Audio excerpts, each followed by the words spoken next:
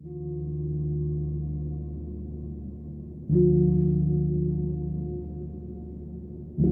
historias que no nacen de lo paranormal, sino de algo mucho más verdadero.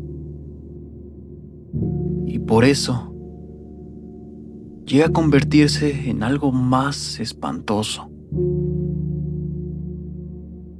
A veces el miedo no viene de lo que no entendemos, sino de lo que entendemos perfectamente.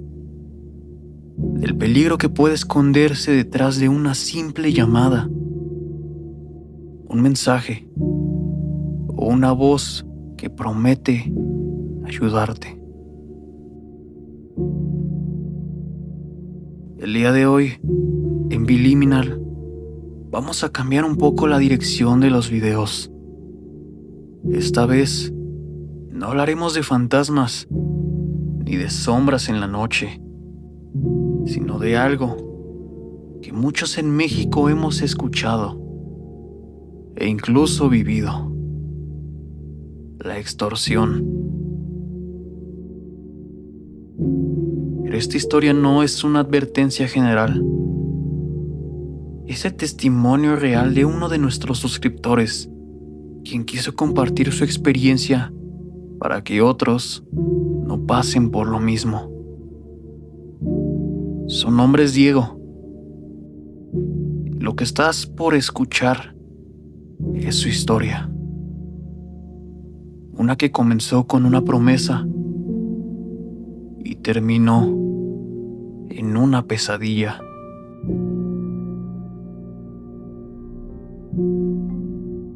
Soy Diego. Tengo 27 años.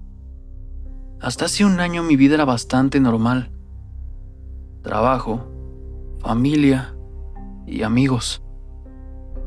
Estaba en busca de un nuevo empleo después de que cerraran la empresa donde trabajaba. Y como todos, empecé a llenar formularios y a subir mi solicitud a páginas de empleo. Nunca imaginé que algo tan cotidiano terminaría así. Todo empezó una mañana de miércoles.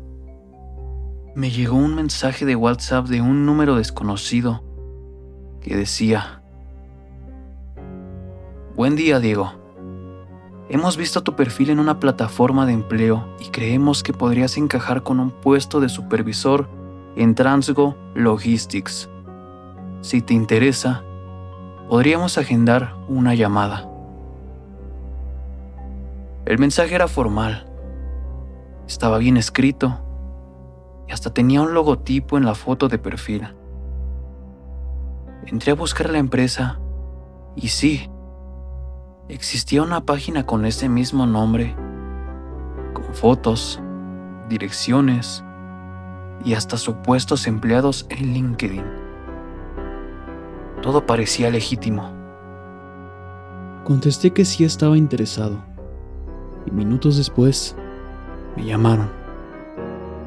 Era un hombre con voz amable, madura y un tono profesional que me inspiró confianza.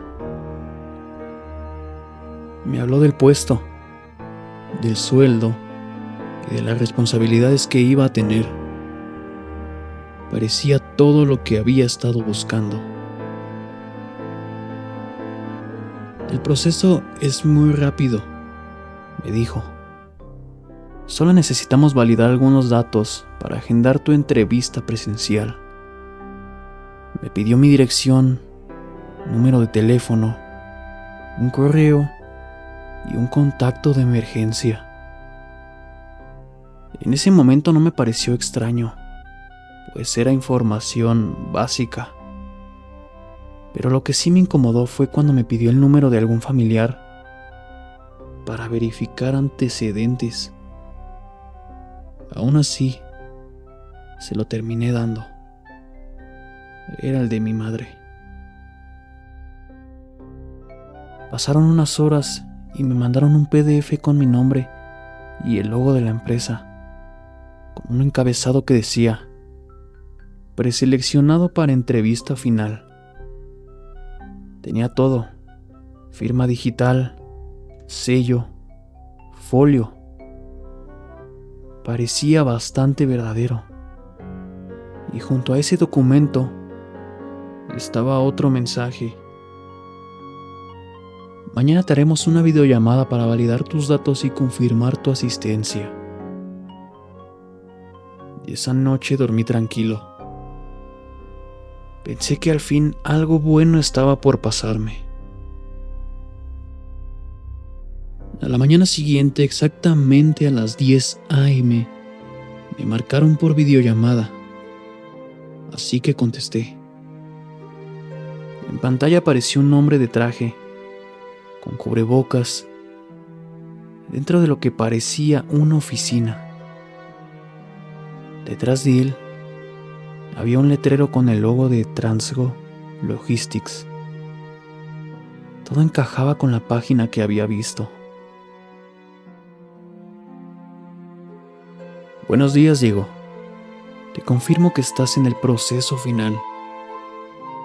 Queremos que te presentes mañana a las 6 de la tarde en nuestra sucursal del kilómetro 35 de la carretera vieja a Toluca. Lleva tu identificación y el documento que te enviamos. Le pregunté si podía ir más temprano, pero insistió en que el horario debía ser ese porque la oficina solo abría para entrevistas en ese turno. Su voz era tan convincente que no sospeché nada. Me envió la ubicación por WhatsApp, un pin en medio de una zona boscosa, con el nombre de la empresa. Hasta me envió una foto de una caseta. Nada me parecía fuera de lugar.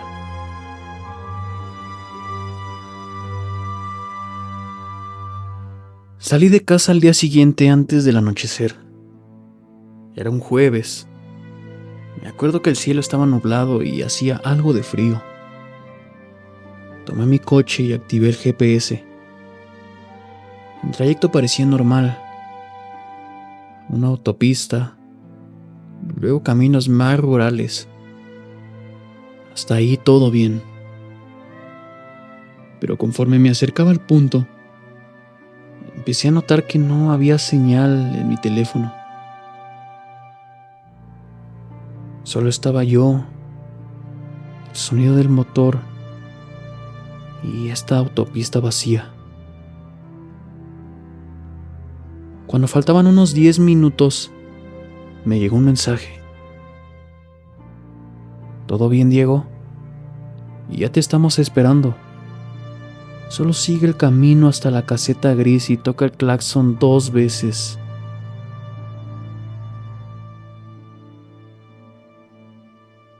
Comencé a mirar alrededor, pero no había ninguna caseta. Solo árboles y un baldío. Decidí avanzar un poco más. Y ahí fue cuando el miedo empezó a colarse. En la distancia vi una pequeña estructura metálica, como una bodega abandonada.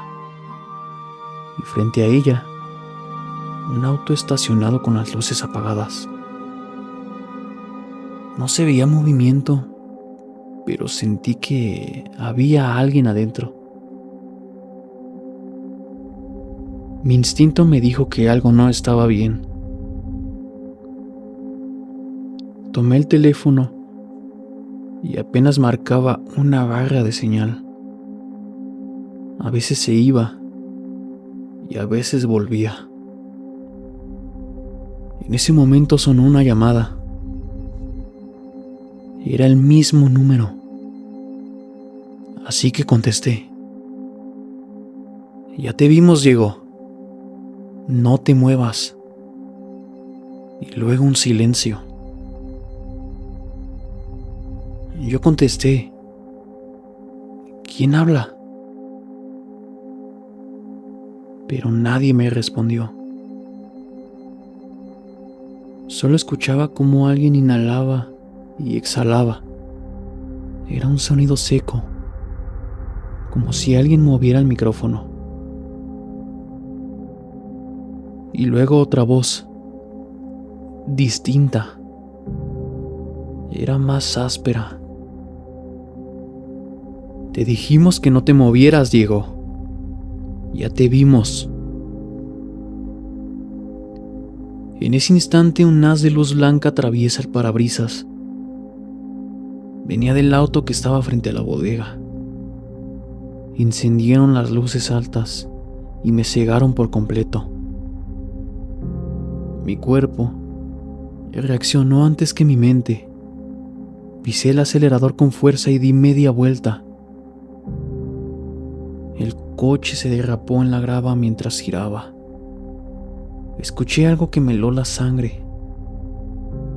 Era una tercera voz, desde algún punto del bosque, gritando mi nombre. Se escuchaba bastante claro. Diego, vuelve. Solo queremos hablar. Esa frase, esa voz sonaba como de alguien divirtiéndose, como si estuvieran jugando. Empecé a conducir sin mirar atrás. El camino era estrecho y lleno de curvas. Mi corazón golpeaba tan fuerte que casi no escuchaba otra cosa. A los pocos minutos vi por el espejo las luces de otro vehículo encendiéndose. Venían detrás de mí. Me estaban siguiendo. Traté de mantener la calma. Intenté marcar al 911, pero la pantalla solo mostraba sin señal. Lo único que podía hacer era conducir y orar para encontrar una autopista principal. A unos 100 metros vi una desviación. Giré bruscamente hacia la derecha, metiéndome a un camino de terracería que subía a una colina. El auto botaba con cada piedra. Las luces detrás desaparecieron por un momento. Creí que los había perdido. Apagué el motor y las luces. Solo el tic del motor enfriándose y mi respiración llenaban el silencio. Pasaron 2 minutos, 3, y entonces, en el reflejo del retrovisor vi algo que me paralizó. A lo lejos entre los árboles, 2 sombras caminaban con linternas. Se movían despacio, como si supieran exactamente hacia dónde mirar. Me agaché sobre el asiento y tomé mi teléfono. Aún estaba sin señal. Intenté grabar, pero las manos me temblaban tanto que apenas podía mantener el pulso. De pronto, el teléfono vibró. Una notificación. Me había llegado un nuevo mensaje. Lo abrí y era una foto. Una foto mía, tomada desde fuera del auto. La ventana empañada, mi cara un tanto desenfocada, y detrás de mí, nada más que oscuridad. No entendía cómo era posible, ya que no veía a nadie. Pero en ese instante supe que estaban ahí, cerca. Decidí encender el auto otra vez. Avancé con las luces apagadas muy despacio. El camino descendía hacia una zona donde parecía haber casas a lo lejos. Solo necesitaba llegar a un punto en el que mi teléfono pudiera hacer una llamada. Eso era todo. Pero al final del sendero, algo bloqueaba el paso. Era un camión viejo, sin placas, atravesado en medio del camino. las luces apagadas, pero con el motor encendido. Alguien estaba dentro. Y de inmediato, mi teléfono volvió a vibrar. Era otro mensaje. Bájate, no te haremos daño, solo entrega tus cosas. No contesté. Engrané reversa y en cuanto lo hice el camión encendió las luces y tocó el claxon con fuerza. Fue un sonido largo, continuo, como una alarma. Desde el bosque a mis espaldas, más linternas se encendieron. Eran al menos 4, tal vez 5 personas. Avanzaban velozmente en silencio. Y recuerdo que escuchaba bien esos pasos en la grava. No lo pensé. Aceleré hacia adelante y giré con fuerza hacia un costado, rompiendo una cerca de alambre. El auto saltó sobre un terreno irregular y me lancé por un campo abierto. El sonido de las piedras golpeando el chasis era ensordecedor. Solo pensaba, no pares, no pares. Después de unos minutos vi una luz a lo lejos. Era una lámpara amarilla. Afortunadamente, era un puesto de tacos o algo parecido. Me lancé hacia ahí, sin importar si destrozaba el coche. Cuando llegué, 3 hombres estaban ya cerrando el local. Me vieron llegar cubierto de polvo, pálido y temblando. Les grité que me estaban siguiendo, que llamaran a la policía. Uno de ellos, un señor mayor, tomó su celular y marcó.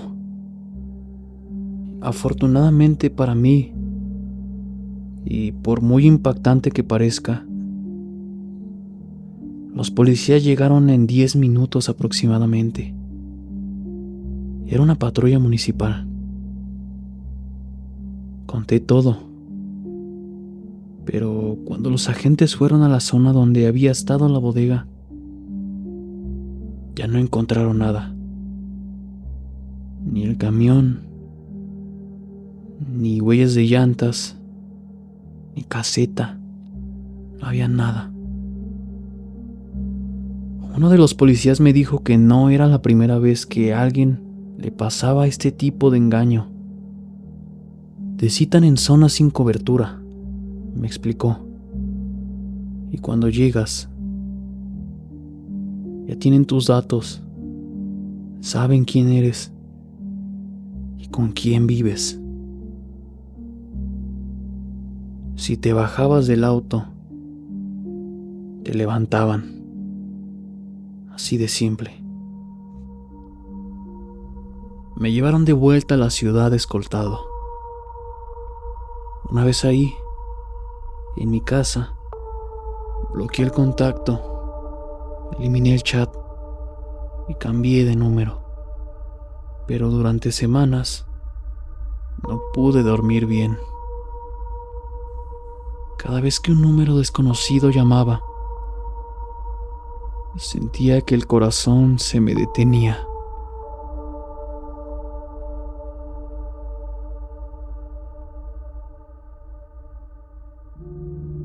A veces el miedo no necesita sombras, ni objetos que se caen de la nada, ni mucho menos entidades imposibles. A veces el miedo tiene voz humana y entra a nuestra vida a través de una simple llamada. Porque como muchos dicen, hay que tenerle miedo a los vivos, no a los muertos. La historia de Diego no es un caso aislado. En los últimos años miles de personas han sido víctimas de la misma táctica. Una llamada de un número desconocido, una voz amable, un mensaje que parece legítimo, y detrás, una red invisible que se alimenta del miedo, de la confusión y de nuestra confianza. Diego tuvo suerte, no porque fuera más listo ni más fuerte, sino porque dudó a tiempo, porque escuchó esa voz interna que nos dice que algo no encaja. Muchos otros desafortunadamente no lo hicieron y pasaron por cosas bastante desagradables. Hay llamadas que no deberían contestarse, mensajes que deberían quedarse sin abrir y oportunidades que, si suenan demasiado buenas para ser verdad, probablemente no lo sean. No sabemos si quienes contactaron a Diego solo querían dinero o algo más. Solo sabemos que lo observaron, lo estudiaron y esperaron el momento exacto para atraparlo. Eso es lo que hace que esta historia no solo sea muy espantosa, sino verdadera. Si tú o alguien que conoces ha pasado por algo similar, recuerda que no estás solo. Hablar de esto puede salvar a alguien más de caer en la misma trampa. Si quieres compartirla en este canal, envíala a la dirección que está en la descripción. Tu experiencia podría formar parte del próximo video. Suscríbete y activa la campana para más historias como esta. En Biliminal, no todos los miedos vienen del más allá. Algunos llaman directo a tu teléfono.